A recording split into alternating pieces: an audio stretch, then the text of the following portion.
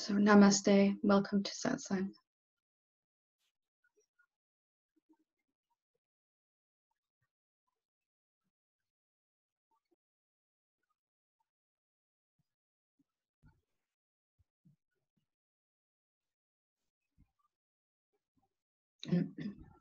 So in these Monday Satsangs, I've been reading from my own books, and each book that was written really is like a piece in a jigsaw puzzle. And all the books together are meant to give everyone the information, all the pieces of information, which I'm talking about in Satsang too, but there's certain assumptions and facts that our mind holds on to that we're not even aware aren't actually true. So the books are always trying to challenge that, and also to encourage like the rest of the teaching. So along that line, I wrote this book, Top 10 Myths About Enlightenment, and it's really like most of my stuff, an autobiography of all the mistakes, the challenges I made along the way, things that I was believing. So it may be a little bit shocking in the way I'm describing enlightenment, enlightened beings, but it's made to, most part of the teaching is to encourage, some is to instruct, and some of it is to shock you out of things that you may have been believing and not really being aware of up until this point. So I'm not going to read it all 10 myths due to the time factor, but I'm going to hopefully get through 4 or 5 of them, which will get you thinking of perhaps areas in your own consciousness where there's still assumptions. So I'll start with the introduction. Throughout human history, very few beings have fully awakened to the true realization of what they are. Enlightenment has been viewed as almost impossible to achieve in our lifetime because we feel it's some distant goal that only those who have the right karma can attain. Some part of ourselves looks at the famous enlightened beings of the past and compares who we are now to that standard. And of course, we feel less than able to match up to their almost superhuman qualities and personalities.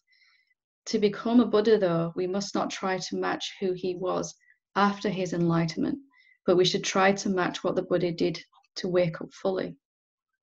We only see the end result of someone's awakening process when they are teaching, holding satsang, or have become well known. We often forget that they had to go through a process too, and it's the process itself we should want to know more about, not the end result of it. Only viewing the enlightened beings as we see them after their awakening can be confusing, because we may try to emulate what they are now. To get what they have and to live how they live, we must do what they did and not what they do now. The aim of this book then is to reveal some errors in thinking about enlightened beings that are causing many to fall along the pathway to fail along the pathway to enlightenment. These errors in our thinking may also cause us to not even begin the journey because we feel we're not able or worthy of the journey itself.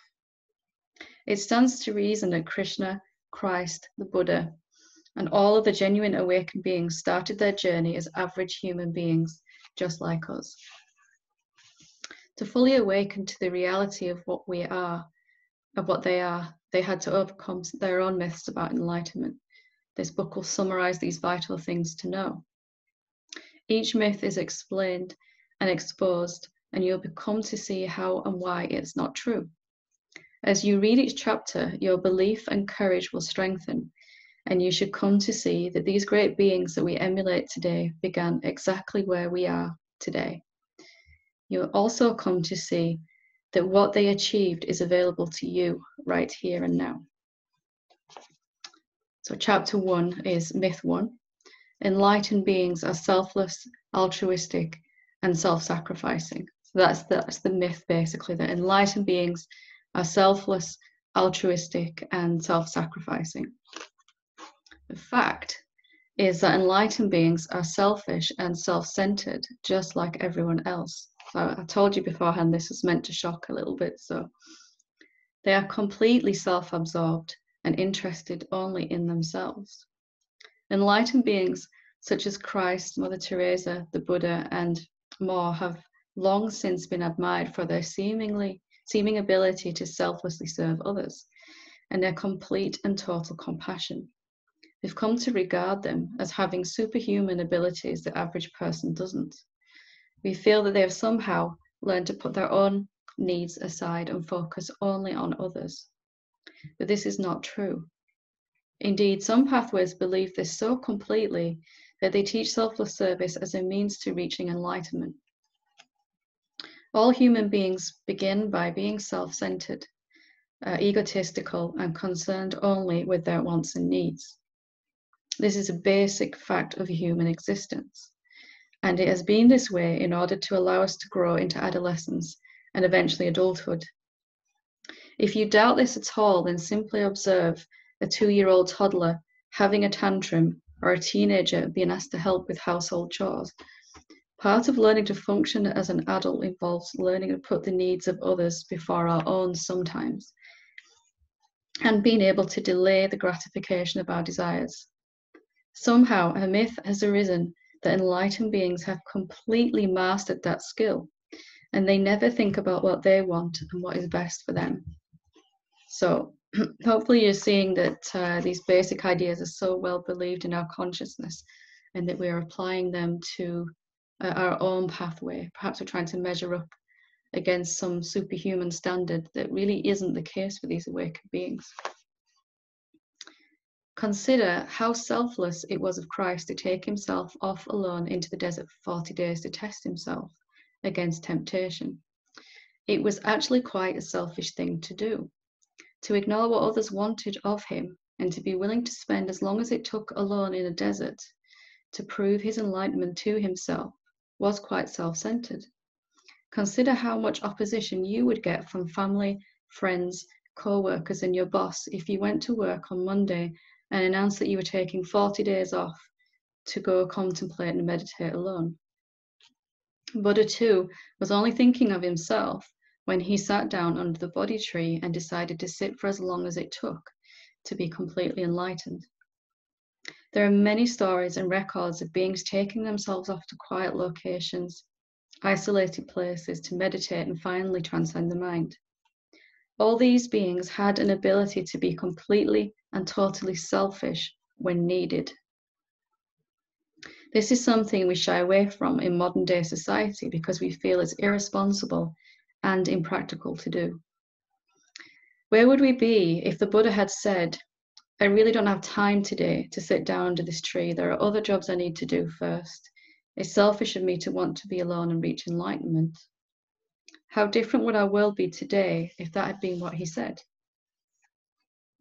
So why do we feel all enlightened beings are selfless and self-sacrificing? Where did this idea come from?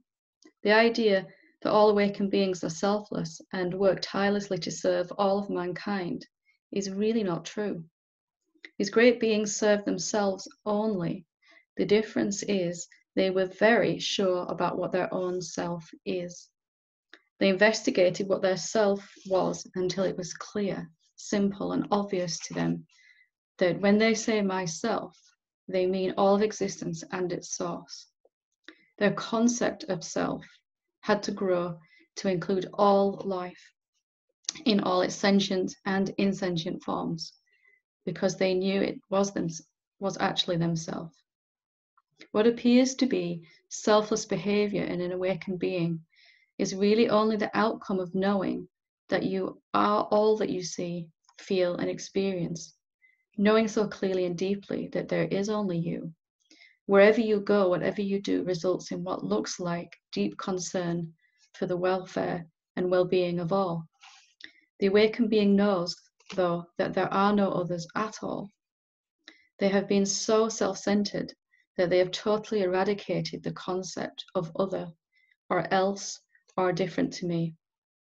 They did this by completely self-inquiring until it was stunningly clear that just what they were actually completely. The concepts of selfish and selfless seem to be opposites in most human beings. But to an awakened being, they are actually totally irrelevant. There is no me separate to all other beings. and in existence. There is nothing other than you, and there never was. Enlightened beings live from a place of total oneness, knowing that there is only the self. But to people who are not yet totally awake to this, it appears that they are completely selfless. Doesn't it make sense that if you knew every human being was you, that you would also begin to feel love and concern for them and their experience? Doesn't it make sense that you would want to begin to see all life as an aspect of your own self and value it just as much as yours? You begin to see that anything you do to others, you are really doing to yourself. Of course, I'm not suggesting we ignore or neglect others or in any way cause them harm, but we do need to learn to focus more consistently on what we want. We need to do what the Buddha did, metaphorically, of course, as not many people can sit still in a lotus position for that long. I know I can't. We have been doing what we thought the Buddha did, not what he actually put his time towards. Once our work is done for the day, it's totally okay to spend as much time as you can and want to on your own pathway. You can know that every effort we put forward towards our own enlightenment will benefit not only ourselves, but all those around us as well. If you doubt this, then look at the effect the Buddha had on those others once he was awake. How many other beings did Christ affect with his wisdom, love, and compassion? Too many to count, and still going.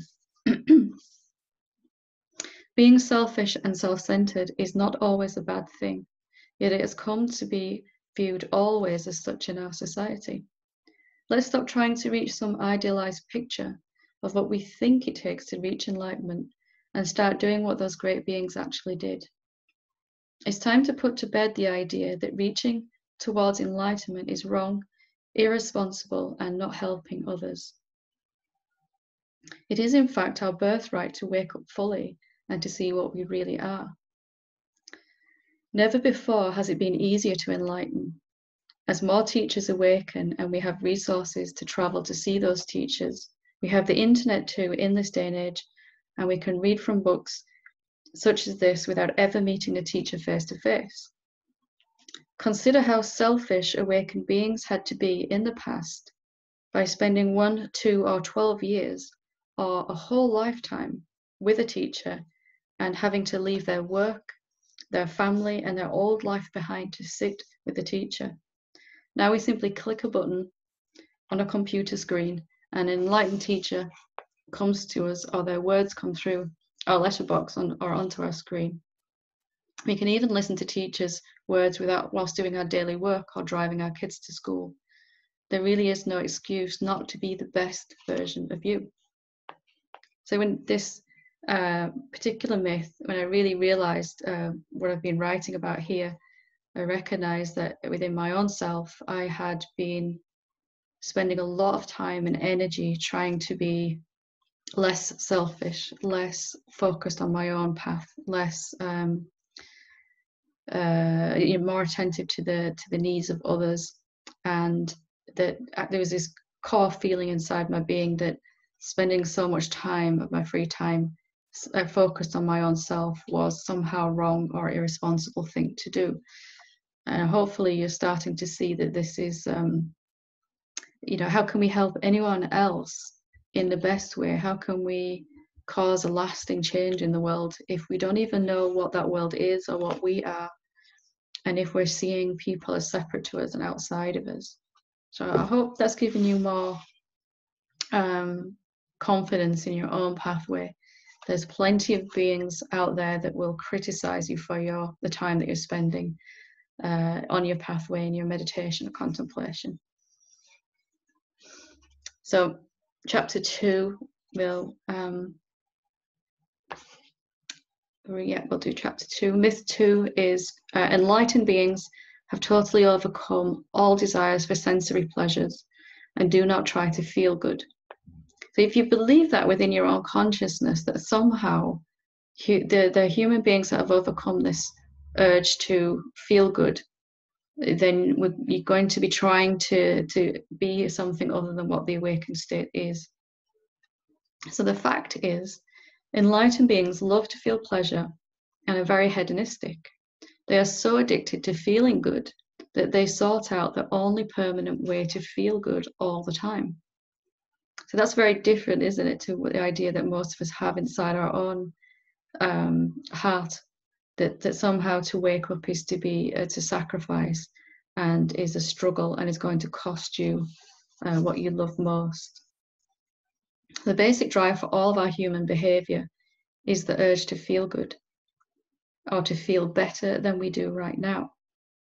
If we closely examine all our habits and distractions, what we do for entertainment, where we go on vacation, what we desire, we'll find that all of this is done for one reason only: to feel good. So whether we're watching TV to distract ourselves, whether we're shopping for clothes, we are doing it to distract ourselves from our worries and to feel better than we do. All of our basic human drives are aimed at helping us to feel loved, safe, and happy. Take a moment to think of all the ways we try to feel good as human beings.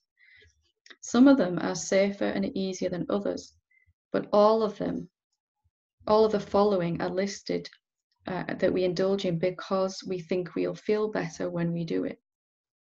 Humans always seek our pleasure in all of its forms, and we are programmed to avoid pain at all costs. Here are some of the ways that we do this. So this is not an all-inclusive list.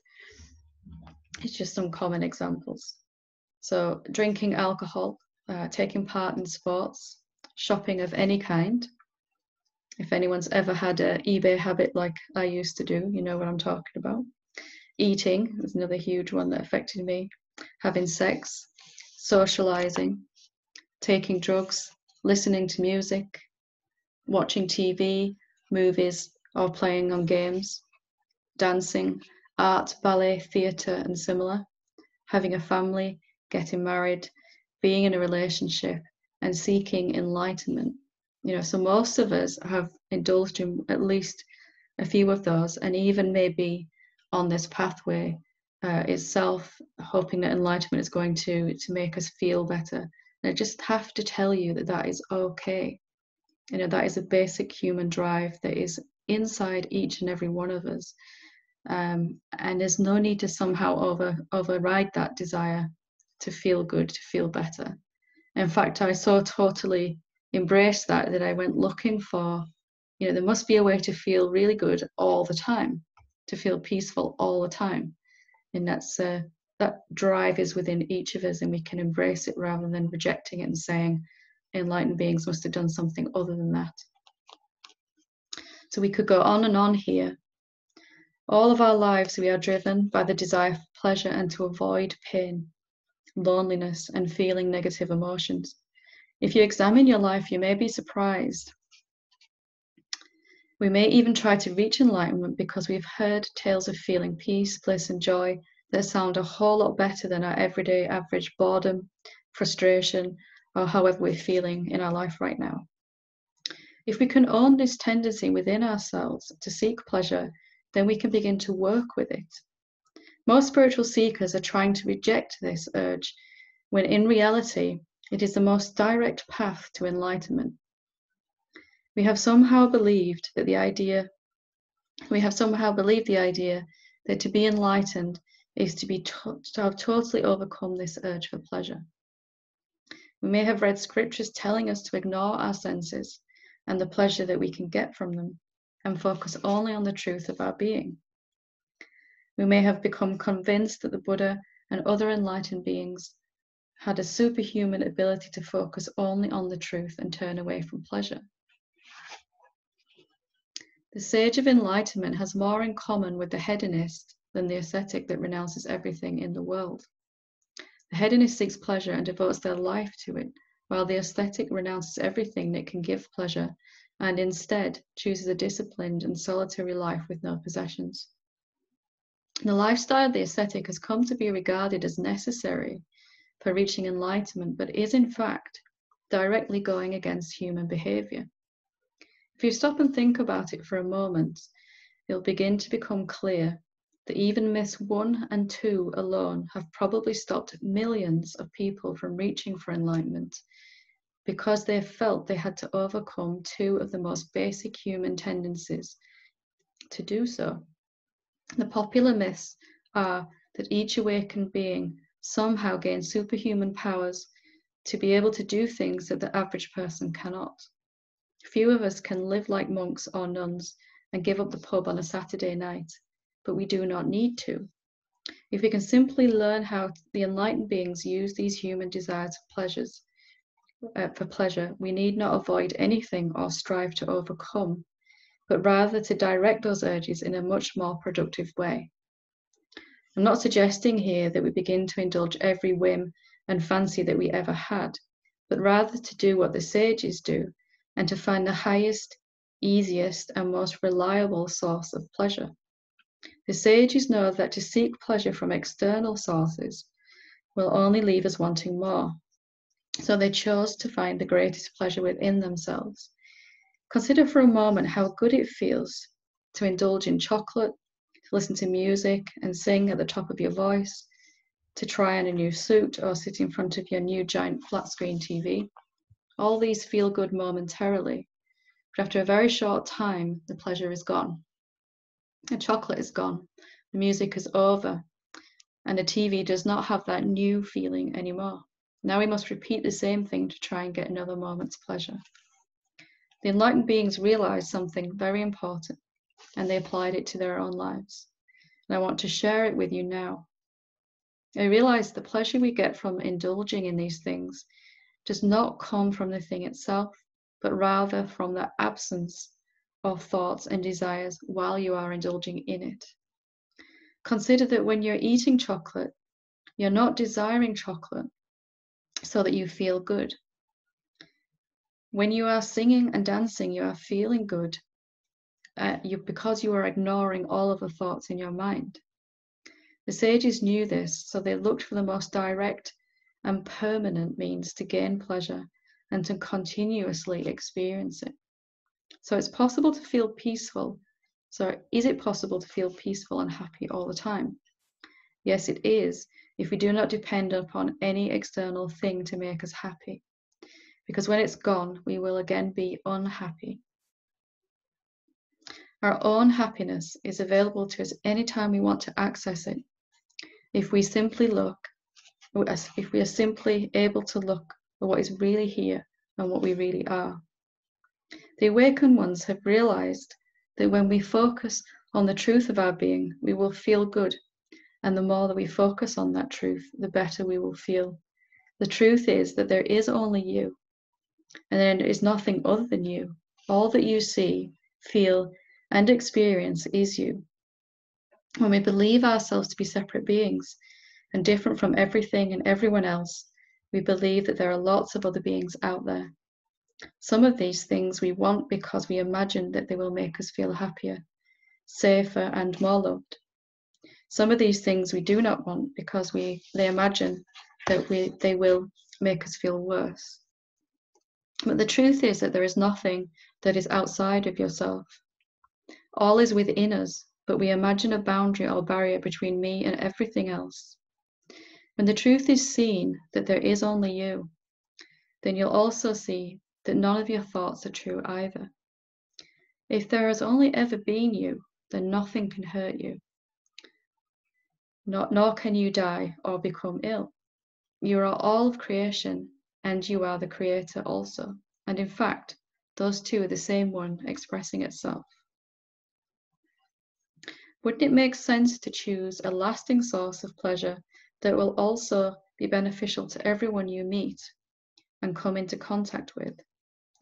The saints, sages, and enlightened beings of this world uplift the rest of the world with their love, energy, and relentless insistence that we are all the one being experiencing itself through countless human beings and other forms. So again, here I'm just poking at this idea that enlightenment is painful and it's a sacrifice, and that we've got to do a lot of hard work to reach that, when instead you can naturally work with the drives that are inherent in every human being, and in fact every animal is always looking for more. Life is looking for more. And naturally, as a human being, you're going to have a desire to feel good. So you may as well work with that. And that's what those beings that have woken up, like, what's the most dependable, reliable, permanent way that I can begin to feel good and never feel bad? And if I'm recognize that and I'm living as that, then nothing external to me can take that away from me. If feeling good is something that you've gained from outside, then it will leave again. But only that which is already present within your own self is going to be this never-ending fountain of peace and love and joy that come with the awakened state. Okay, so I'll read one or two more. Hope you're enjoying these. Okay. Oh, this is a big one for me. This is myth number 5. You have to go through a death experience, or your ego has to die to reach enlightenment. This really scared me silly for a very long time and really held myself back, because I'd somehow got this idea inside myself that there was going to have to be something, that I was going to have to die in order to awaken. Okay, so the fact is, nothing dies at all. There is no ego death, but only expansion of what we know we are. Enlightened beings sidestep this ego death to realize that nothing ever dies. One of the most damaging myths that pervade the mind of spiritual students is that at some point there is some big showdown finale between the self and the ego, and that to reach full enlightenment you have to face your worst fear and go through some death experience. This is simply not the case at all. I can't stress this enough. I really held myself back for a very long time with this idea. Let's look at how and why this myth may have come about, and look at how to work around it. Very few of us have the courage it would take to be willing to die, unless we were suffering so badly to wake up fully. In my own journey and in helping others, I have not only found this myth to be untrue, but also the very idea of it scares people into avoiding awakening. Firstly, it may help to look at what the ego actually is. In the spiritual world, the ego is simply the tendency to believe we are a separate and limited being. It is the belief that I am this body and mind. In reality, the ego is just one thought that says, I am only this body and mind. The ego actually dies the very first moment we realize we may be more than that and accept that we are the unlimited infinite being. So the very first time you have this idea that there might be more to me than my mind and body, there's a kind of death already happened there, because you can no longer 100% believe that this is all I am. Everything else is outside and separate to me. So whether you've realized it, if there is a death experience, it's already happened then. You've passed a point where you can't go back to this assumption that a lot of beings in our everyday waking world have, that all they are is this mind and body, and when that's gone, they're gone. So once we have experienced even once the great silence that we are, we can no longer totally go back to believing all I am is this mind and body. Now, we may seem to go back and forth at first between the belief of being a separate being and being the self, but we can never truly, totally forget it. What does this mean in our spiritual practice then? It means that the great ego death you may have been fearing has already happened, and you may not even have noticed it. So that's very different, isn't it, to this big apocalyptic showdown thing that my own ego projected about awakening, that at some point I was going to have to find this courage to overcome and jump off a cliff, as I've thought myself and heard from many people, that at any point I was going to have to jump off this cliff into the unknown. And I got to the edge of that cliff within my own consciousness 5 or 6 times and turned back every single time. It was just too scary, until I began to have the idea that maybe there's another way around this. Maybe this isn't what the Buddha did. Maybe this isn't the way Christ got around this. Because if it's not something that everyone can do, then it can't be the easiest way to wake up. So ego is simply the tendency to self-define. And the very first moment we realize we may be more than we realized, that self-definition gets an upgrade. The ego then does not have to die, but to come to accept there is more to me than I may have been believing. There is an ending of sorts, but it is only that we can no longer believe that we are only this mind and body. That's not a fearsome thing at all. In fact, it can be quite blissful. We change our mind very often about everything. It's an inherent human trait. The feared ego death comes down to a simple revelation of I have a whole bunch of thoughts in my head based on what I thought I was, and now I can see they're no longer relevant to me. Consider for a moment if you were somehow convinced that you were Chinese, and yet all of your friends were telling you that you were French. You suddenly see you were born in France, you speak French, and you are living in France, and you have never even been to China. How much courage would you have to muster then to let go of the belief that you are Chinese? None at all, because it would be simply obvious. You would say, oh, I was so confused. All my life I thought I was Chinese, but now I see how silly that was because I'm actually French. And it's the same with self-realization. The moment we realize we are more than we thought we were, it is easy to let go of the old ideas of what we actually thought we were. So how has this myth come into being? Sometimes on the pathway of surrender rather than a direct path of jnana or knowledge. We may start to believe that we have more, that we have to give up one thing before we can experience another. We may believe that we have to give up our old self-definition, our ego, before we can experience what we actually are. That is the basis behind this idea that there's a cliff. I've got to jump off. I've got to get rid of all my ego ideas before I can experience the great unknown of my real being, the self. It's simply much easier to let our mind think whatever it wants to, and in the meantime, directly experience what we really are through self-inquiry, contemplation, and meditation. Once we directly experience what we actually are, it takes no courage at all to let go of what we used to think we are. Remember, ego is just one thought. It is the thought that I am only this body and mind. Awakened beings have totally avoided any confrontation and showdown and simply realized that I am the formless awareness that was never born and can never die. Death is not actually possible for me. You cannot hold on to both of these thoughts. You cannot believe you're only one body and mind and keep experiencing the greater truth. Enlightened sages have simply swapped one self-definition for the other, and no courage at all was involved in the process.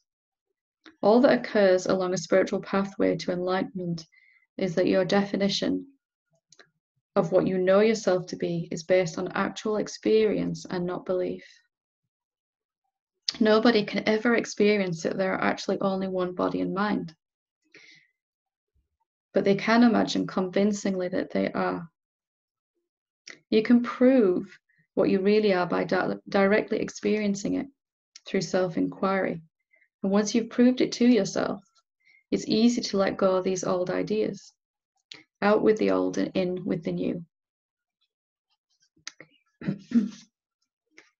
So I hope that's helped to see that there's this huge myth that those that reach enlightenment are the ones that manage to jump off this cliff into the unknown. And if that was a necessary stage of awakening, then I wouldn't be sat here reading this now, because I think I already said I got to the edge of that cliff about 5 or 6 times and ran away. I ran back to my old beliefs. So I'm just going to read one more. See if I can find. We'll go with myth number 9, which says, Enlightened beings are unable to cope with the world and live a normal life. They must stay withdrawn from the world and from their previous life.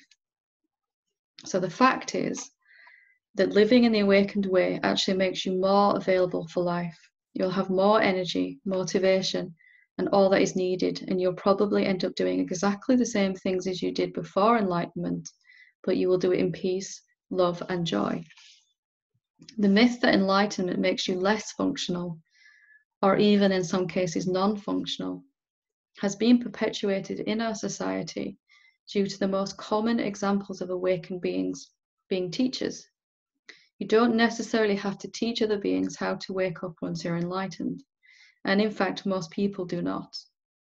Not many enlightened beings make good teachers, just as being French is not adequate to become a French teacher.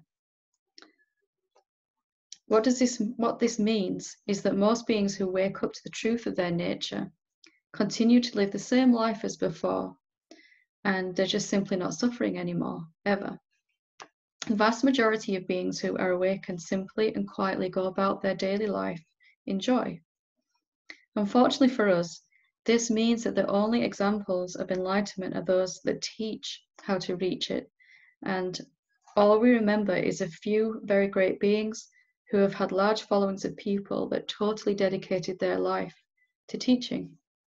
Most people have come to view enlightenment as something that effectively puts an end to our old way of living and functioning, and we have come to imagine it means we cannot live at all at home with our families, work normal jobs, and do normal human things.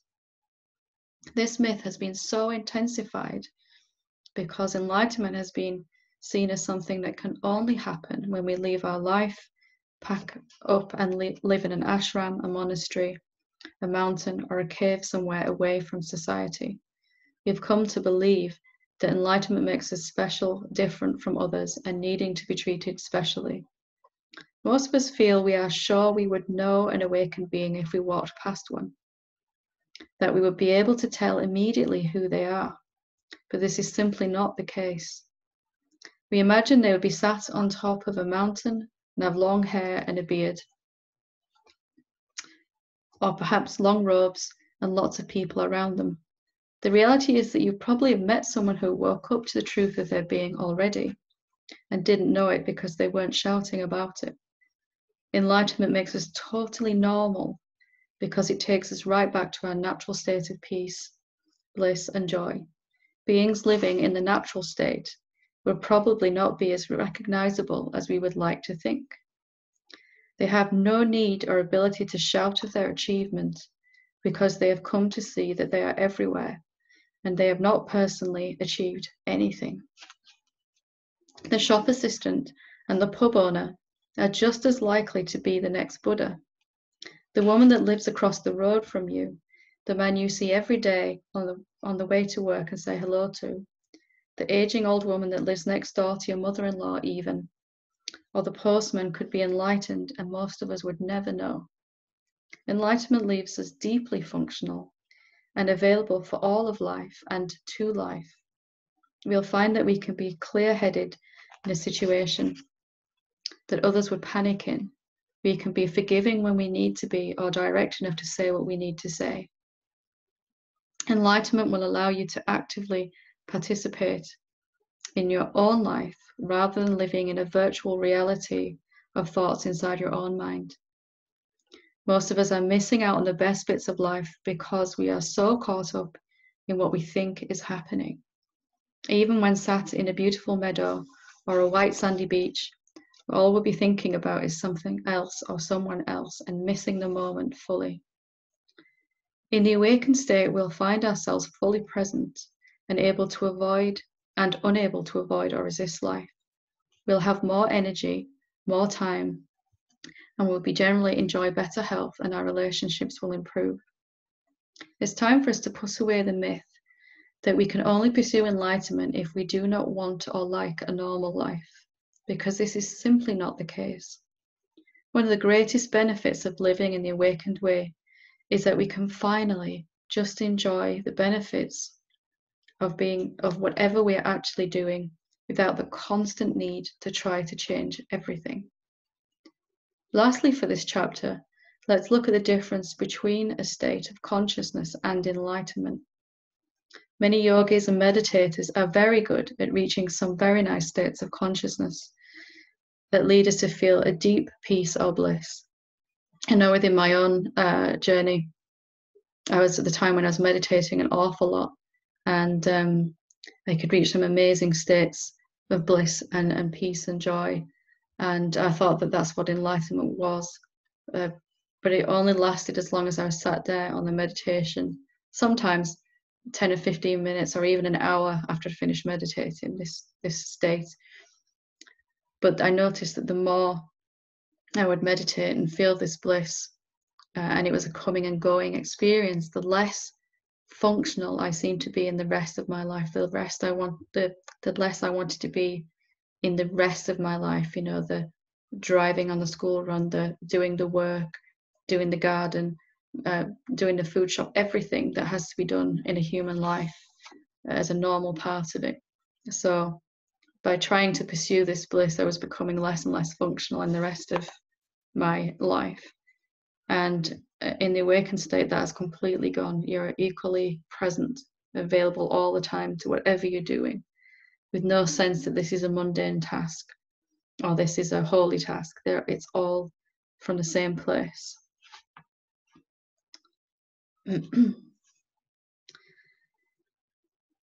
So many yogis and meditators are very good at reaching some very nice states of consciousness that lead us to feel a deep peace or bliss, a stillness that makes us not want to move or participate in life. Non-functional states of consciousness in which we go deeper inside ourselves is not necessarily enlightenment. Many people have confused these over the centuries with awakened beings. Some people can reach states in which they cannot feed themselves or remember their own name for a while. This is also not enlightenment. It's important to know the difference so that we do not waste time on our pathway. Awakened beings are not interested in any particular state that will come and then will also go, nor do they want to live in a state that takes a lot of effort to maintain. Enlightenment is not something we do or become, but something we come to see we always were. Enlightenment recognizes itself. This is in stark contrast to a state that comes and goes and affects your body and mind temporarily. Your awakening is not complete until it has pervaded all of your life, goals, dreams, and relationships, finances, and work. Only when doing normal and mundane things brings you just as much joy as sitting in deep meditation or satsang is your awakening complete. When you are just as happy digging the weeds in the garden, hoovering, paying your bills, driving in rush hour, or meditating, then you are very much in the natural state. So again, that goes against a lot of the common ideas that we will find in spirituality around awakening itself in particular. So just there's one last page really, which is a summary, which I think is worth adding to this. So it's chapter 11, you already have what it takes. After reading and digesting these myths, we should be able to stop putting these beings on a pedestal so much and begin to see that awakened beings struggled just like we did. They did not have any special advantages and often have gone through some awful events in their own lives. They have had to figure their own way through their awakening, just like you are doing. It's time to start living the fullest possibility that you can do. It's time for you to realize the true nature of your being and to live in the fullness of that truth. Awakening is possible for anyone willing to consistently do what is needed to reach enlightenment. And now you can begin to see that others that went before you had no special character traits that you don't. They were and are just normal human beings that inquire deeply into the nature of reality and themselves. They have not done anything that you cannot do. There are many more myths that could have been included in this book, but the essence of each myth remains the same. We have judged what it is like to be enlightened and what it takes to get there by the behavior of just a few beings. And this has led to collectively agreed upon myths in the human consciousness. These myths have caused us to feel that we don't have what it takes, and that those who have reached enlightenment are somehow different from us or more gifted. It's time to put an end to these myths and to write a whole new chapter in humanity where every day ordinary people wake up to their true nature and live a normal, happy life in peace. Why not you? And why not now? Okay. So I hope you enjoyed those sections from the book. Next week, I'm going to read from Now That You Are Formless. So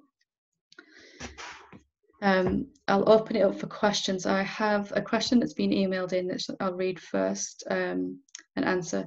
If you want to ask a question or to share something, then if you click on participants at the bottom of your screen, there'll be a little blue hand that says raise hand, and it'll let me know that you're waiting to ask a question. Okay, I'm just going to find this question. Okay. So it's from a longer email that was sent in. I'll just read the bit that's relevant. It says, I've just got out of bed and watched my legs move and walking. There is a knowing that there is no separation, and I can't even be sure there really is a body. I wash my hands, and the same thing there. There is no doing apart from awareness. Not even two, just all awareness expressing itself. Is this what is happening? Is what is happening a shift of identification? Okay. So there is a shift over of identification that happens as awakening deepens, and that is we're moving from the sense that I am walking, talking, I'm eating, I'm driving, I am doing the school run, I'm meditating, I'm contemplating, I'm living. All of these things are actions that your body is doing and your mind is doing. And as identity shifts, there's a more constant, unending experience. There isn't a word in any language, as far as I'm aware, that means a constant experience, but it's the closest we can come. So as identity is shifting to, well, I am that formless reality, I am that awareness, then your experience is going to begin to feel like that. It's going to be the same. It's going to be even. It's going to be constant. It's going to be peaceful all the time. And perhaps the sense that I'm doing, I'm driving, I'm eating is going to recede to the background. And even more, perhaps importantly, the sense that I'm trying to get to enlightenment, I'm trying to wake up, I'm trying to see clearer, I'm trying to establish myself as that awareness. All of that is going to begin to move to the back of your experience, and it'll just be a little voice in the background, a feeling, a sense. And the majority of your experience is just going to be whole periods of long periods of time where there is only awareness, and there isn't a you being aware. There's just awareness and all these shapes that the awareness is taking, you know, a body and a car and a house. It looks like all of this. And as the identity shifts more and more to what you know yourself to be with conviction, then there seems to be less and less changing in your environment. Even with all this changing in the outside world, there'll be just a stability. And the objects that we're perceiving begin to become more dreamlike.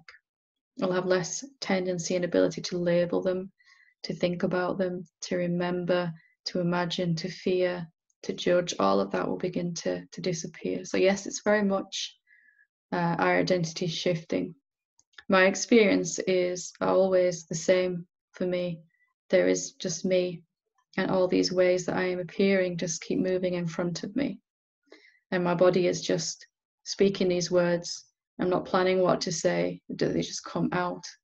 And everything is happening spontaneously in my experience. That's more kind of in line with what it is to be living in that natural state. Okay.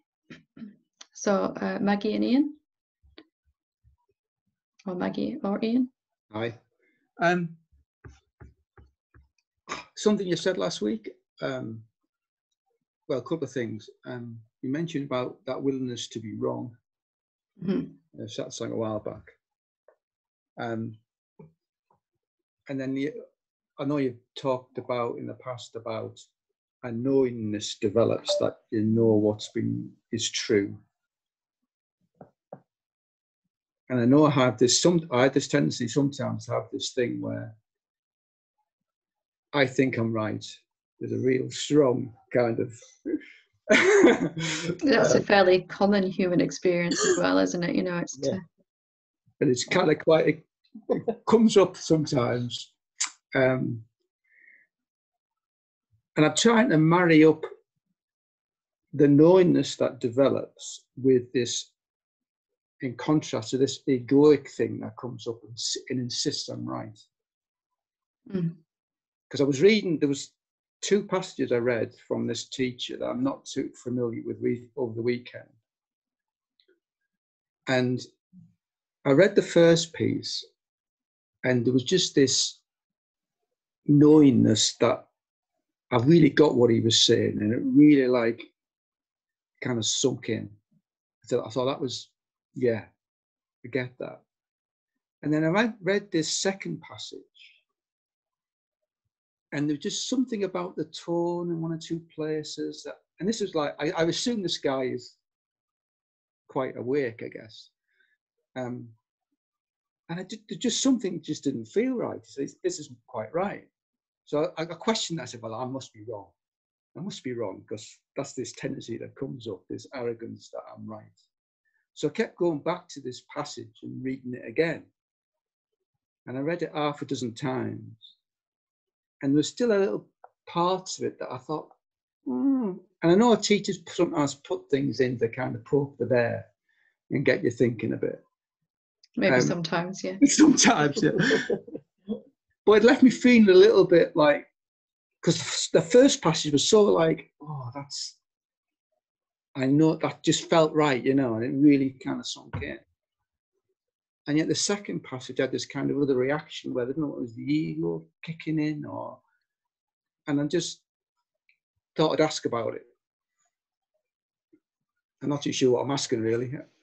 How do I know that what I know is true? Because I'm assuming this guy is more awake than me. So, that's a big. Anyway, we'll leave that one there. That's a whole satsang in itself. That is, yeah. But you know what I mean? I just thought, well, surely I must be wrong if I'm getting this kind of negative vibe about, not a massive negative vibe, but just a little bit of like. There's 2 reasons why you might have that feeling, and the first may be that what that person is saying is not true for you, and the second reason is that it is true, but there's resistance to seeing it. So in no way can say it's either one of those reasons, you know, and it's up to each one of us to look within our own self. I know in my own pathway, it was a lot easier to just shut the laptop down and that's ridiculous, you know, that's not true. I'm going to have a cup of tea, off I go. And then something sort of drags me back to read it again, as you said, and go, hang on a minute.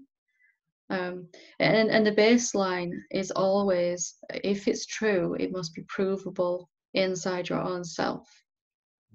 So you never need to blindly accept anything, rather than to say, if that is true, I'm going to see if I can prove it or disprove it even. At the end of the day, anything that you prove or disprove as true, any epiphany, any revelation you have is going to disappear with the waking state. So maybe, this is one of the reasons why some teachers will say something shocking, like I just said that the Buddha is self-centered. You know, that's a little shocking. But that is to try to undo these ideas that we're holding on to that keeps our identity intact as a separate being. So if you look at why do you have this response? Is it something? Yeah, and there is no awakened being that's going to say something that resonates with you 100% of the time. And that's fine. And your own authority is always the way to go with it. Okay, is this feeling bad because I'm resisting it, or because it's just not true? You know, and you have the ability and the capacity to prove it within yourself if it is true. And the knowingness that kind of develops is not of any particular thing. It's more like a knowingness that no thought can ever describe reality, and no knowingness is really ultimately true. Knowledge is, as some have said, another form of ignorance. I know eventually what all I've come to know about myself, my awakened state, my awakening, everything has to be discarded. If I'm still holding it as I know, then I've got to let go of that as well.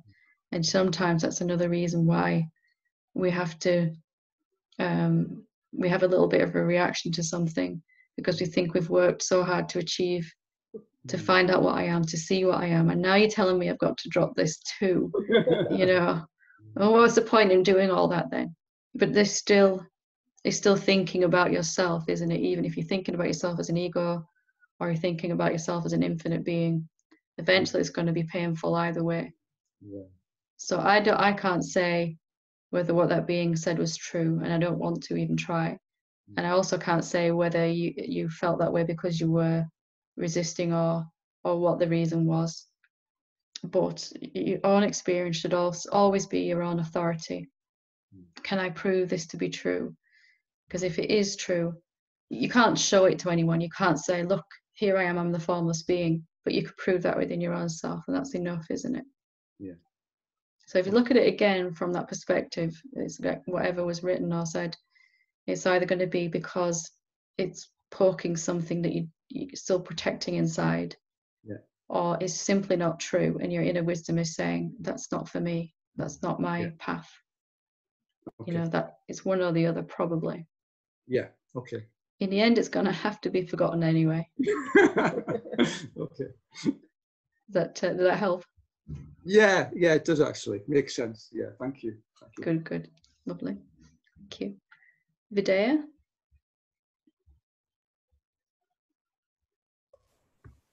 Namaste, Helen. Hiya, how are you doing? Yeah, good. Good. So, a question is, if somebody's going through an experience with some emotion through their circumstances in their life with their family or whatever it is, from where I'm, from the position of that self or noumenon, can I recognize that maybe this is myself as well? Because I could basically, a client came and I knew her story, and I found myself in tears with her when she was going through her identity with the different emotions and the suffering. And as I was giving her a massage, I started questioning.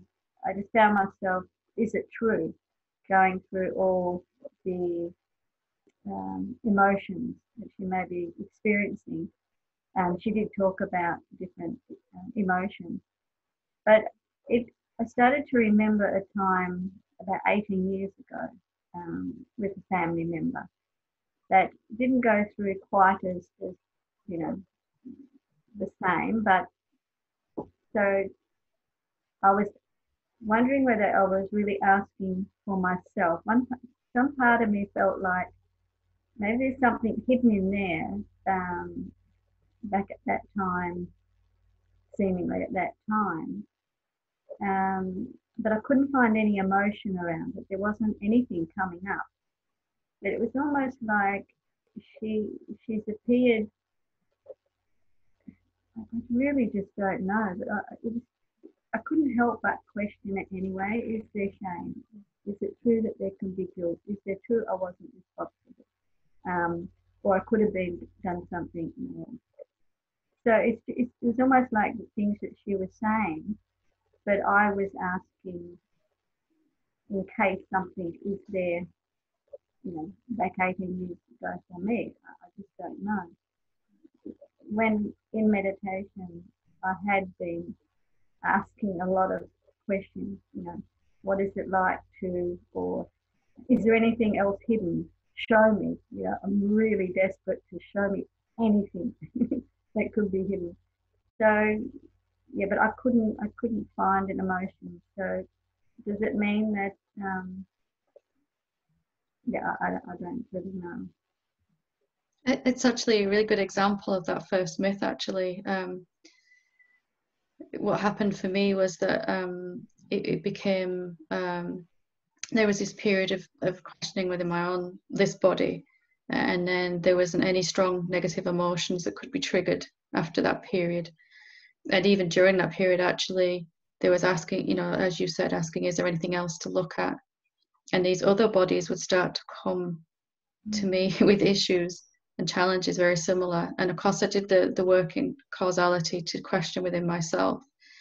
But then I began to realize that my own awakening is not just this body, that it began to happen in other bodies, and it was still my awakening.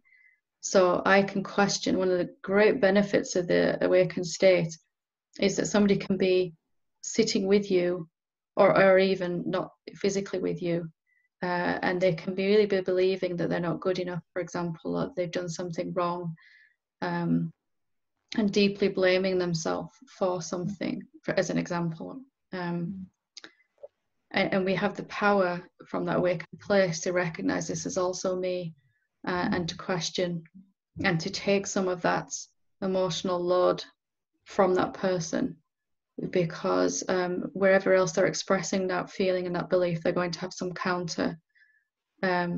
If she's coming to you with an unconscious need for acceptance or approval from you, you can give it to her just by naturally being peaceful and not needing anything from her at all.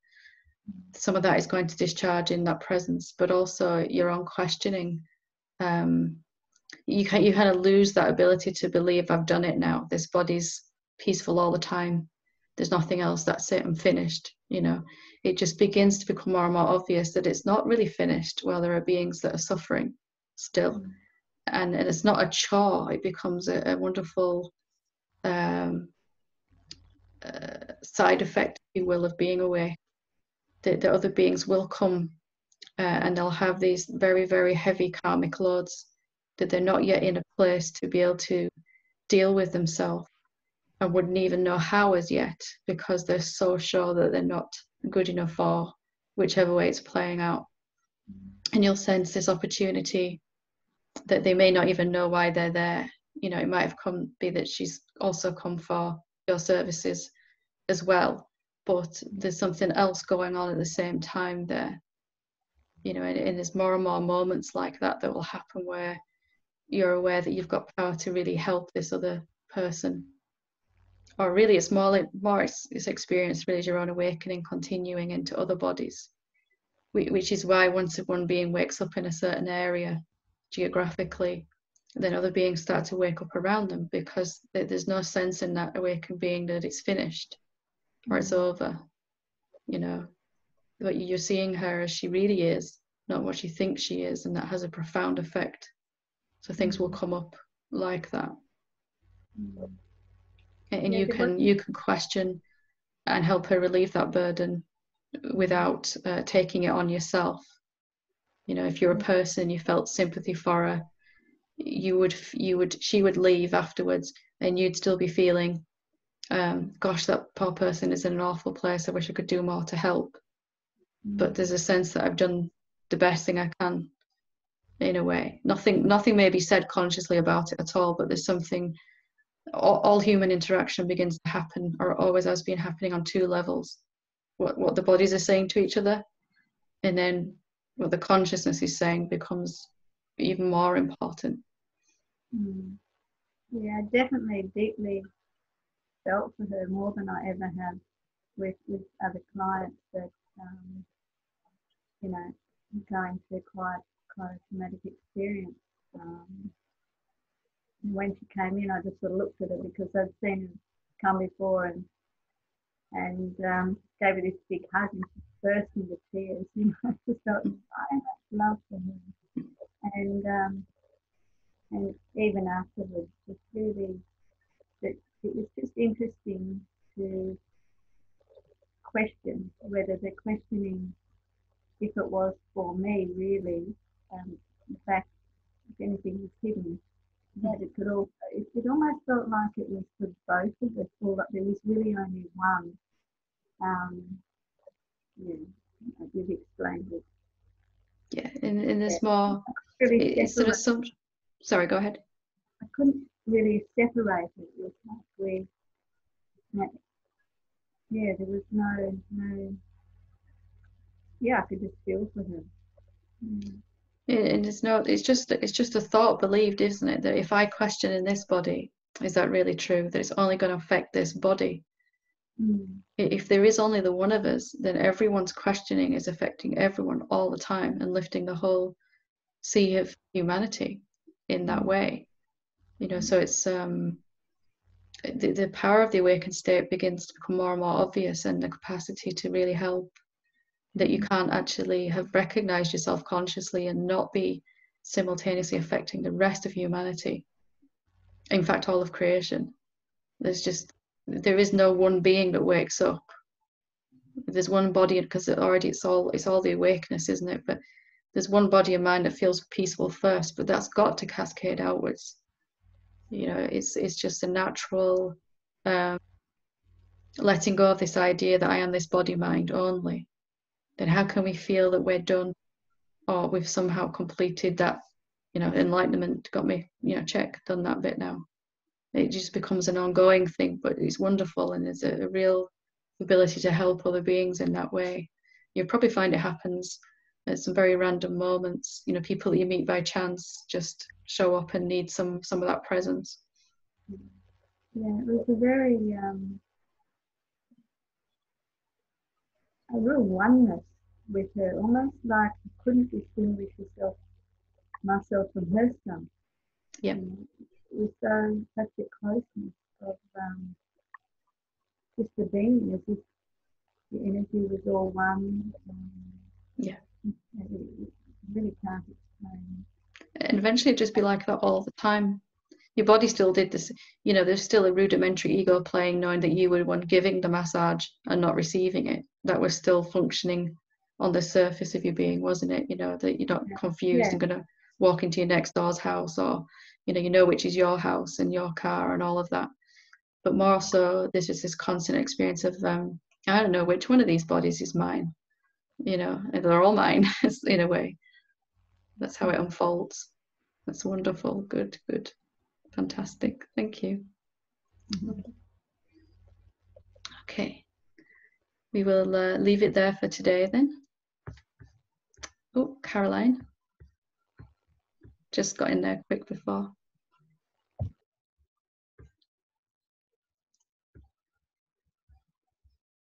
Did you want to ask a question, Caroline?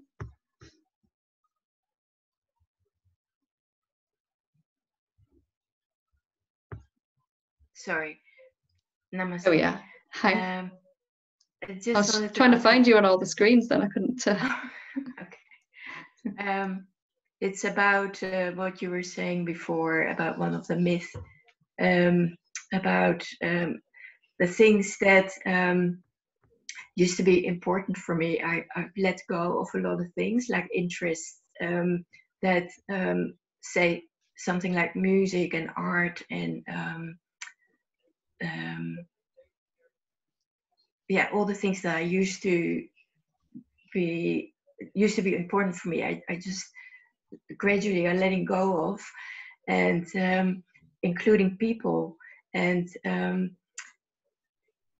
in some way it seems really natural. On the other hand, it feels a bit like, am I going into a self-imposed depression of becoming a very boring person, and that I know that is the mind coming in, and but on the other hand, it feels quite natural to let go of all those things. It seems that that's what I need to do.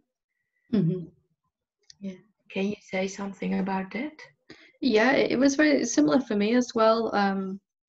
There was a lot of focus needed to really sustain a contemplation on what I actually am until that was obvious and effortless.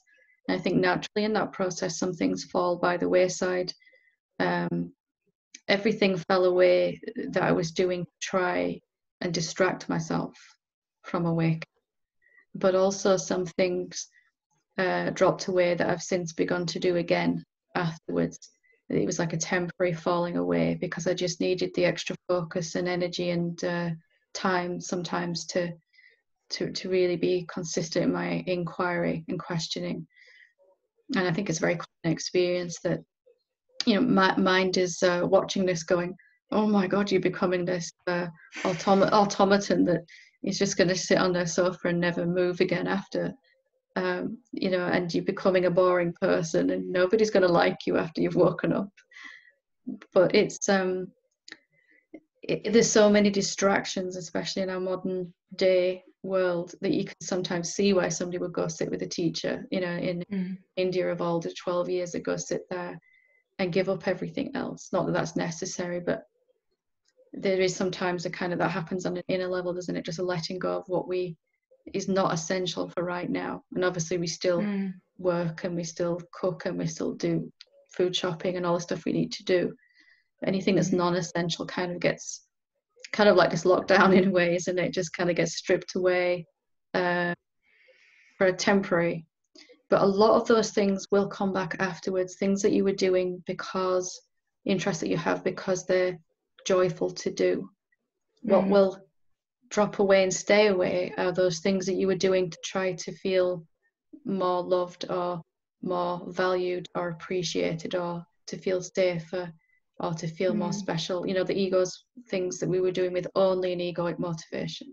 Yeah, I think that there was a lot of neediness in certain ways that I needed to do that, but now I can see that my need for a certain relationship perhaps is gone, and the other person may not necessarily see it that way, and probably won't understand my motive. Yeah, it's challenging sometimes, but if it's coming from your own heart, it's got to be the right thing for both of beings in a relationship. The other person may not see it that way, as you said, but if you can recognize that the manifestation is always moving towards more, that this must bring eventually more peace for both beings, and